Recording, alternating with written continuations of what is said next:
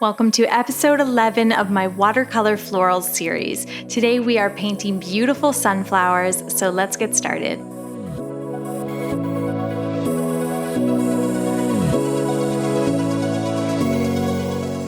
Just a quick reminder before we begin, if you would like to print the sunflower painting that you see in today's video, there are high-res JPEGs of my artwork available on Patreon. You can check it out after the video.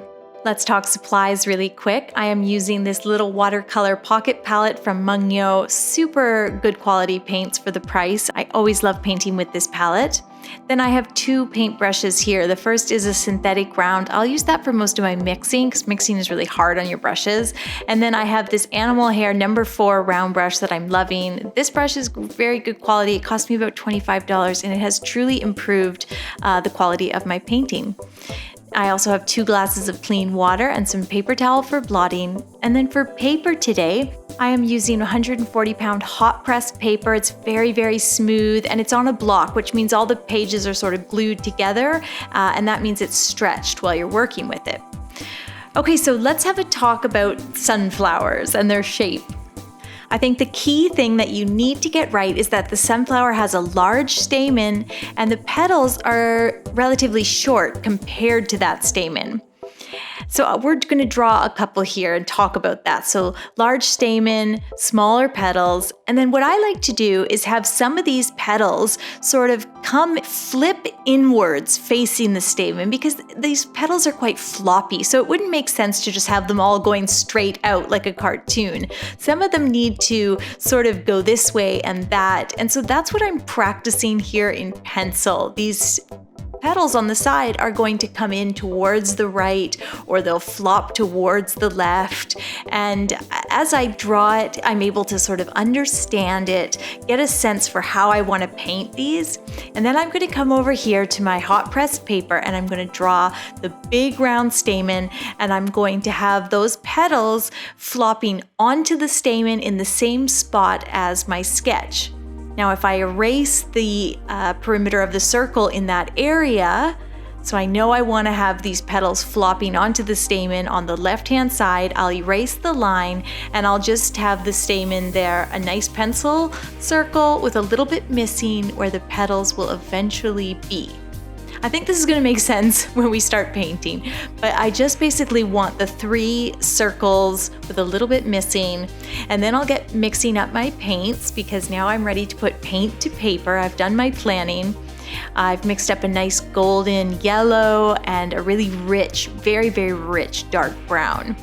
So with those colors mixed, we are going to start painting and I'm going to start with the brown center, the stamen. Now this is a really dark brown. I find mixing purple into your browns really helps to give a dark, rich color. So that's what I've done here and I'm just moving the paint around. I've got lots of water. I want the paint to seep out into this wet area. I've left a few highlights there just very naturally wherever the brush doesn't hit. And you might have noticed already that I forgot to leave that space for my petals. My petals are supposed to flop onto the stamen and since they're light yellow, I'm trying to leave an open space. So what I'm going to do to fix that is I will make the stamen a little larger. So by making it larger, by extending the circle, I can still have a little bit of negative space on the right-hand side. Let's try this again, shall we? So I've got a nice wet paint. I'm letting the brown just seep out into this circular area. I want some areas a little darker, some a little lighter, maybe a few little highlights, little areas of negative space. And then you can see on this one, I managed to leave that space open where the petals will sit. And the same thing for the third one here. I'll leave a nice bit of negative space for the yellow petals to flop onto the dark brown stamen.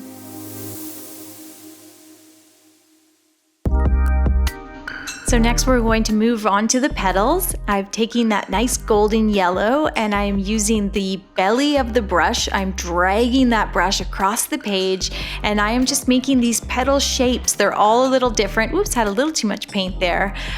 They're all a little different. Some are large, some are a little thinner, and they all sort of end in a funny broken way. I want them to be very perfectly imperfect and very natural looking. So as I drag that brush across the page, sometimes I'll wiggle wiggle it a little bit so that I get these curving edges. Sometimes I'll just pull it straight out.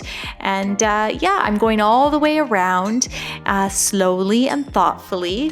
And as I go, I come to the point where I've left that negative space, and those petals are going the opposite direction. So instead of sort of falling out away from the center of the flower, they are going in towards the brown. And I'm just flipping this around here so that I can pull the brush towards myself as I finish the petals on the other side. But you can see kind of what I meant this whole time by having those petals facing different directions. It gives a nice movement and life to your flower, and it's really not that big of a deal to plan it out ahead of time. Now we're going to move on to the second flower here. And by the way, I waited a little bit in between doing the stamens and doing the petals, just because I didn't want a really wet brown area, because I didn't want a ton of brown paint to run into the yellow petals. And you can see I've got a little bit of color sort of seepage there on the first one, but that's okay, I'll fix that up later. That's not a big deal. So I'm going around the second flower. All the petals are facing outward except for these few that are sort of facing in. They're falling in towards the center, and some of the petals are almost brown, some are very light, some are dark golden yellow. So there's a lot of color variation within the petals of a single flower, and I think that helps to make the sunflower look a little more realistic. So think about just adding a touch of that brown to the yellow as you paint some of those petals. You want some of them to be a different color, and that is going to give you a flower that really pops and really looks like quite natural, I think.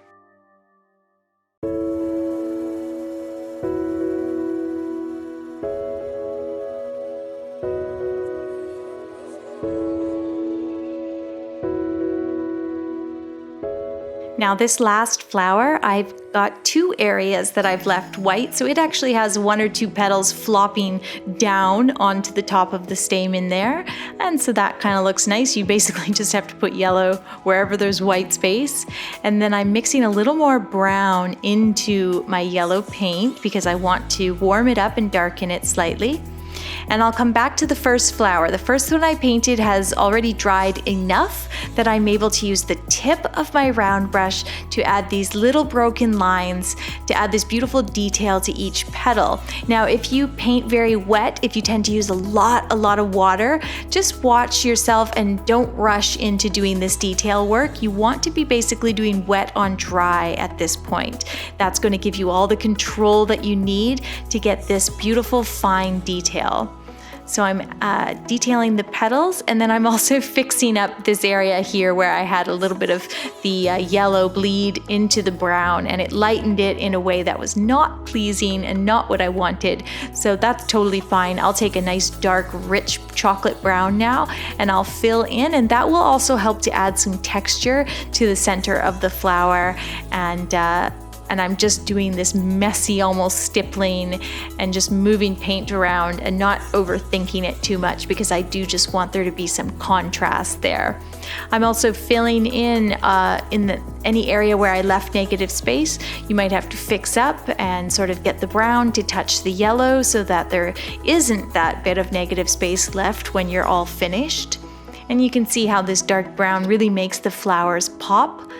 And the beautiful tiny line detailing on the petals is also a great detail. And this is a choice that I like to make. I tend to get quite detailed with my watercolors. You know, it's funny, I don't go for realism. I do very loose, fun florals, but I do like to achieve a certain element of detail, but you certainly don't have to do this. You could just have the brown stamens, the yellow petals, and you are good to go. You're all done. So it's up to you how much detail you want to add to your piece of art.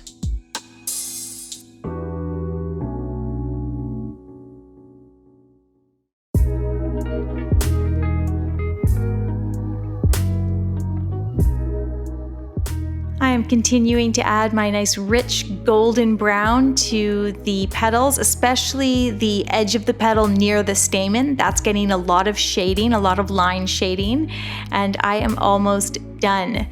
Next, I want to move on, and I'm going to use a pencil to figure out where I want to place those stems. I also like to kind of sketch the leaves in, and even though I need to erase them before I paint, it gives me an idea of, okay, having some leaves on the right-hand side will help balance the whole piece out because I sort of have more negative space over there, so it gives me a little preview. Then I'll come in with a nice rich green paint. I do a very perfectly imperfect line for each stem. You can see some areas are thin and other areas are thick, and I just think that helps make a nice natural looking stem. And then for the leaves, I tend to just give myself a guiding line where the center of the leaf is, and then I'll do either a few sort of brush strokes to create some veining, or I'll just make like a messy puddle and sort of move the paint around until I feel like I've got a nice, very natural, very perfectly imperfect leaf shape, if that makes sense. So just moving that paint around to get some kind of shape that looks like a leaf. And I'm doing a very thin leaf, sort of a leaf that is on its side that the viewer cannot see very well, so that's sort of nice. And then I'll do another leaf here where you are seeing just the side profile of that curving leaf. Now, sunflower leaves can be much bigger. I sort of decided, well, the leaves at the top near the flower are a bit smaller, so that's what I'm painting. I'll add a little bit of darker paint into that puddle wet area. That's my go-to for painting leaves, just sort of darkening each end. And then as those begin to dry, so I've let them dry maybe 10 minutes, then I come back in with a dark, dark green on the tip of my brush, and I just do this very thin veining. And then I tend to bleed the veining lines out a little bit. I'll get like a translucent green paint and just smear it a bit so that the lines don't look too harsh. They look natural. I did one more leaf and I did it very, very light green, but I'll still add some lines to it. And then I need that third stem for the third flower. And with that, I am all done. That is my sunflower painting.